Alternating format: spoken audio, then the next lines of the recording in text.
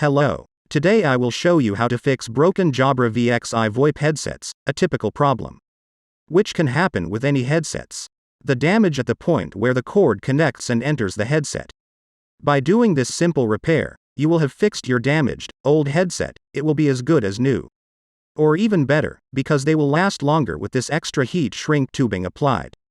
To do this repair you will need some tools, super glue, soldering iron, heat shrink tubing and a multimeter. If you don't know how to use a multimeter, watch my previous Techscrew school video on how to use a multimeter. To disassemble the headphones, unscrew the top screw with a Phillips screwdriver. Unfortunately, the bottom screw cannot be unscrewed without disassembling the headset.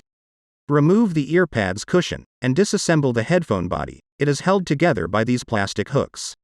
Use a screwdriver to open the housing. When you take the speaker aside, you now also have the option of unscrewing the bottom screw. Now comes the hardest part of this whole repair: disconnecting the speaker housing from the headset body. I couldn't find a better method to do this. Just use a pliers to remove off speaker housing body, but be careful not to damage the wire that goes through there to the speaker.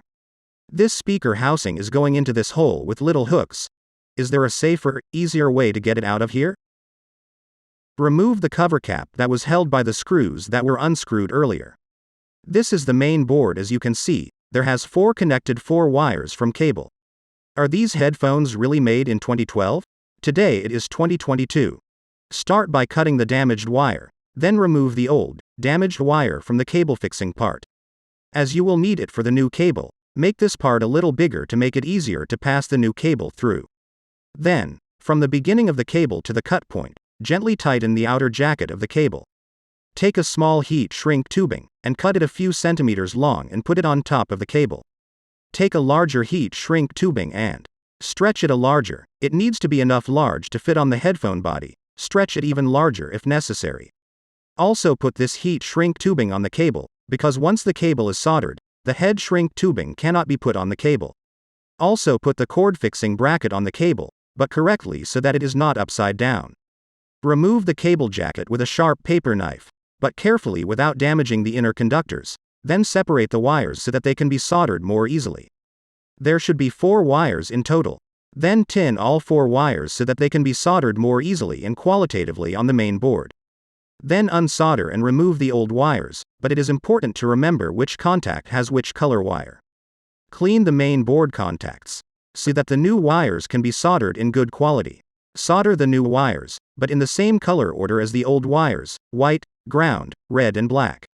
Once all wires are soldered, check with a multimeter that no short circuit has occurred during the soldering process.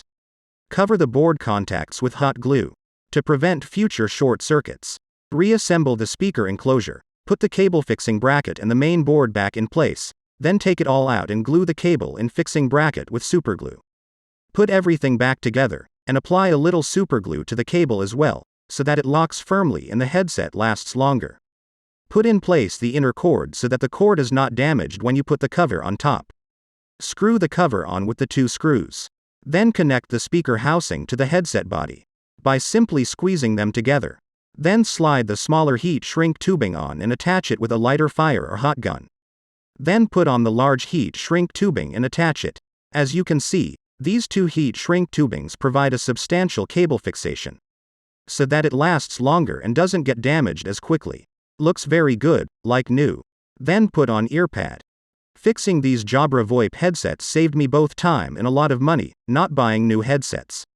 If you found this video useful, don't forget to like and subscribe to meet other useful repairs. Also, if you have any questions or suggestions, feel free to post them below this video. Good luck.